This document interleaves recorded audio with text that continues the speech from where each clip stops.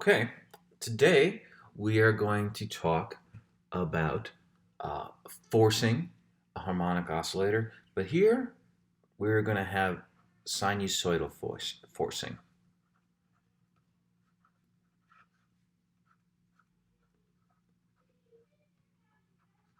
What we mean by this is we have a harmonic oscillator, d squared y dt squared plus some constant p times the first derivative of y plus some other constant q times y is equal to a driving function g of t. And here, the driving function g will be periodic. In particular, we'll do an example where the driving function is a cosine or sine function. Okay, so sinusoidal forcing is forcing a harmonic oscillator to oscillate with a periodic function, and the examples that we're going to look at are going to deal with cosine and sine. Now, when we had exponential forcing, we had a guess of an answer, and we checked that guess. We guessed something like a times the exponential function, whatever the function was driving, right? We took a times g. So before, our guess was a times g, and we would try to pick the right a to make that work. But the problem here is, suppose our g is cosine. If we took a times cosine here, we'd run into some trouble because we'd have a cosine on the left-hand side here. We'd have a minus cosine over here. But here we'd introduce a sine term because the derivative of cosine is minus sine. And there would be no way to cancel it out. So of course our guess needs to be something like a cosine t plus b sine t. Okay? And we can work in that manner, and that's fine. But the perhaps better way to work, and the way that's going to make the solution more clear, is to guess instead a times e to the I times t.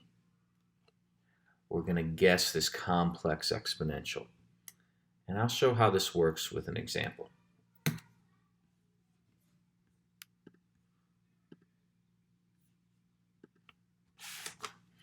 Okay, our example is going to be d squared y dt squared plus 3 dy dt plus 2y is equal to 5 times cosine of t. Okay. Now, to solve these we have a linearity principle, same as before, so the first thing we do is we solve the homogeneous problem. To solve the homogeneous problem, we look at the characteristic polynomial lambda squared plus 3 lambda plus 2 is equal to 0. This easily factors into lambda plus 1 times lambda plus 2. So the homogeneous solution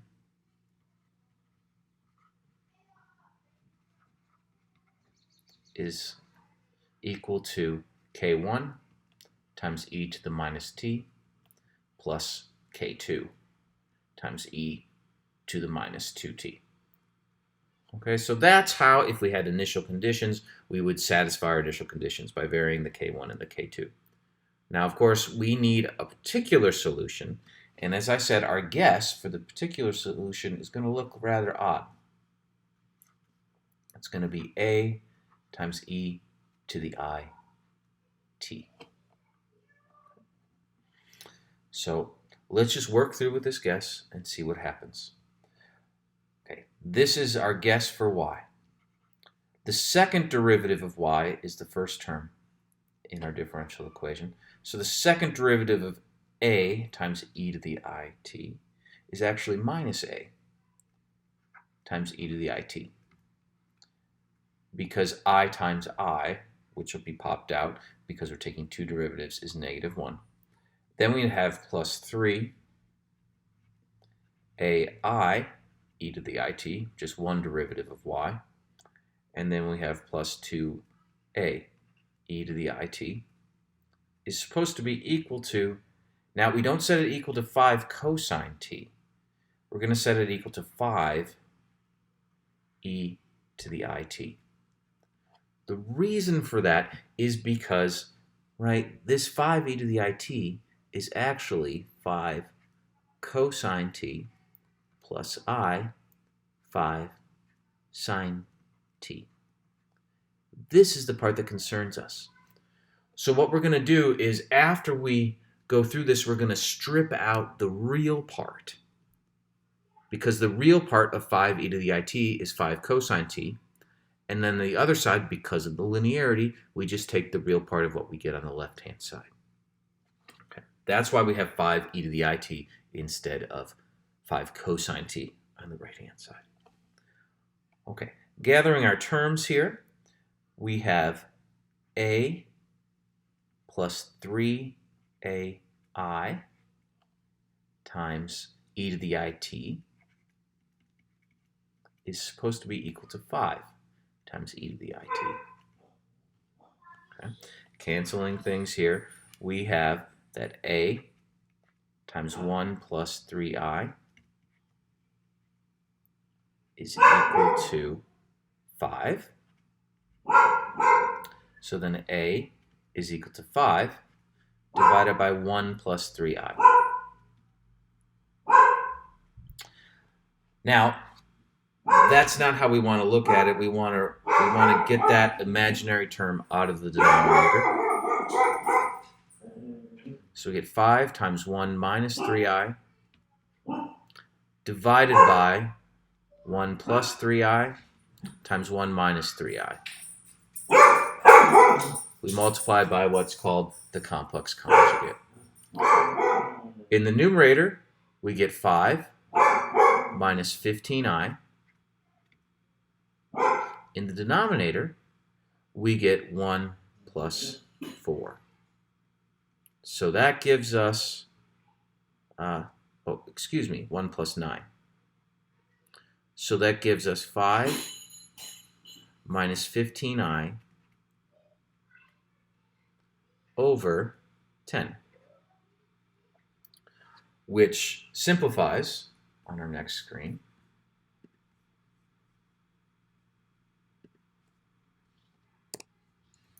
to a equals 1/2 minus 3 over 2i. Okay, let's use that to figure out what our solution is, right? So we said our solution is a times e to the it. So this is 1/2 minus 3/2 I times e to the it, which is cosine t plus I sine t.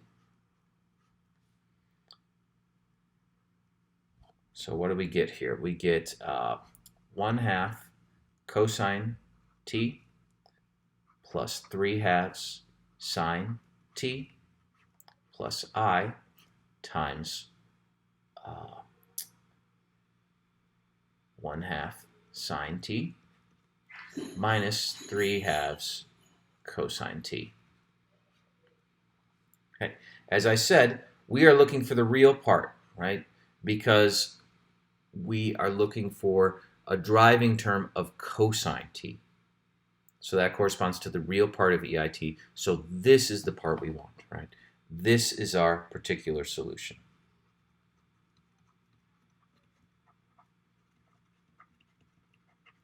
So our general solution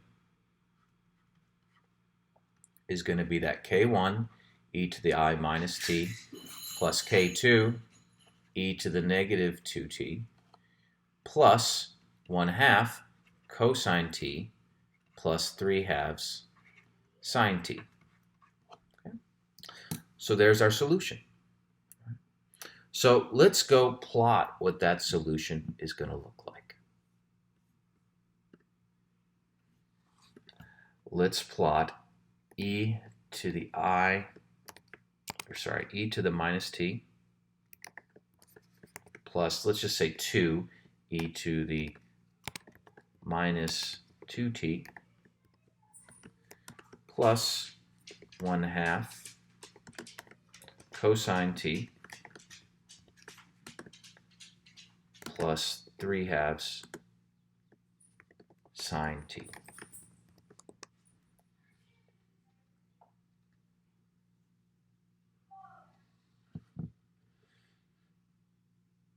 Okay, so this plot is scaling itself to negative times, and that gives us a bad picture. So let's set t from 0 to, say, 10. Now we should get a better scale.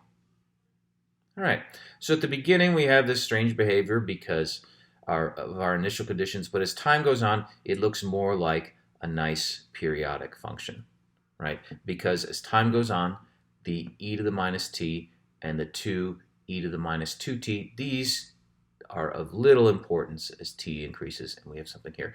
And we see that we get a function which has an amplitude of, it looks like something between 1 and 2. Right? It's not exactly 1, it's not exactly 2, it's something in between there. And we'd kind of like to figure out what that amplitude is. We want to know how large this function gets over time, right? Because this exponential part's not going to matter anymore. This part matters, but we don't know how large that gets, right? It appears to get larger than 1, but less than 2. We'd want to know exactly what that is. And to do that, we're going to do a little slightly different way of finding the answer using some complex analysis. So I'm going to clear this page, and we're going to look at how to figure out what that amplitude is, how big that got, right? It was between 1 and 2. All right, so our number that we were concerned at was A was 1 minus 3I over 2. So that is a number in the complex plane, right? That is a number in the complex plane. And if this is 1, this would be 1/2. And then this would be 1, this would be 1.5. So this number would be something like, let's see, right here. This would be 1/2 minus 3/2 I, right? Now, we can give that number by 2 coordinates, right? Or we could give that number by how far it is from the origin and the angle that it makes with the positive real axis. And there's an advantage to doing this, as we'll see. So we want to find how long that is. We'll call that r, the distance from the origin to this point. And then we want to find out what that angle is, theta. Okay, so to figure out how long it is, r, that is simply equal to, by the Pythagorean theorem, 1/2 squared plus 3/2 squared in square root. So this is going to be the square root of 10 over 4, which is going to be, let's see, square root of 10 over 2. Okay. So that is how long that length is from the origin to that point in the plane. And we also want to know what the angle is associated to that. The angle we can actually give by taking the arctangent of minus 3/2 over 1/2, right? It's the arctangent of the y value divided by the x value. When we do that, we get an angle of, and of course this is approximate, negative 71.6 degrees. It's traditional to work in degrees when dealing with these problems, even though we should properly be working in radians. So that's the angle, right? So our A is equal to 1/2 minus 3I over 2, but it's also equal to root 10 over 2 times e to the I this angle, about negative 71.6 degrees, right? And this shouldn't be an actual equal, it's kind of a squiggly equal because I've rounded this degrees here. Right? So that is another way of writing the value of A. Right? What is the purpose of writing the value of A this way? Well, now we can write this as root 10 over 2 times cosine, well, excuse me. Now let's go back and look at the solution, right? The solution is A times e to the it. But not exactly that, it's the real part. Right? We wanted the real part of this A times e to the it. Well, writing A like this allows us to say, oh no, we want the real part of root 10 over 2 times e to the I times negative 71.6 degrees times e to the it. Now, these two exponentials multiplied by each other, we just add the arguments in the exponentials, right? So this is really the real part of root 10 over 2 times e to the I t minus 71.6 degrees. And then when we actually take that real part, we get the cosine, well, root 10 over 2 times the cosine of t minus 71.6 degrees. Why do we do it this way? Well, this is called the phase angle, and it is often denoted phi. So we have a phase angle of 71.6 degrees, and this is called the amplitude. And this amplitude, root 10 over 2, right, that is a number about 1.5, slightly larger than 1.5. That root 10 over 2 is actually this mystery height related to this curve. So when you do this in the complex fashion and change your answer from the Cartesian coordinate to these what's are called polar coordinates, where we find the r and we find the angle associated to the letter A that we were looking for, we can exactly read off the amplitude of the solution. Right? This gets to a root 10 over 2 high, slightly larger than that because of these tiny little exponentials that are added here, right? But the function that we tend towards over time is the root 10 over 2 times a cosine. So now we know the amplitude, and we can only figure that out by using this complex analysis.